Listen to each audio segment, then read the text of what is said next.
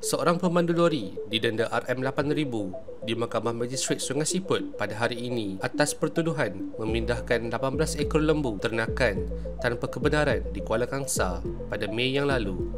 Magistrate Nazratul Natrah Muhammad Yusof menjatuhkan hukuman itu terhadap Muhammad Fauzan Razali, 27 tahun, yang juga selaku orang kena saman selepas dia mengaku bersalah atas pertuduhan dibacakan. Mahkamah turut memerintahkan penjara 8 bulan sekiranya OKS gagal membayarnya.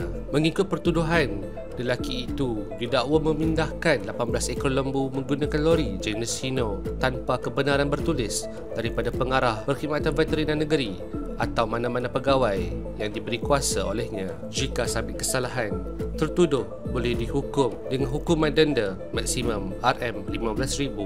Peguam Muhammad Zaim Abdul Aziz yang mewakili tertuduh merayu kepada mahkamah supaya mengenakan denda minimal kerana tertuduh perlu menanggung isteri, anak kecil dan ibu bapa. Selain itu, di dalam kes ini, kesalahan yang dilakukan tertuduh tidak serius kerana tidak menyebabkan sebarang kecederaan mana-mana orang. Kesemua haiwan yang dipindahkan tidak menunjukkan gejala penyakit berjangkit.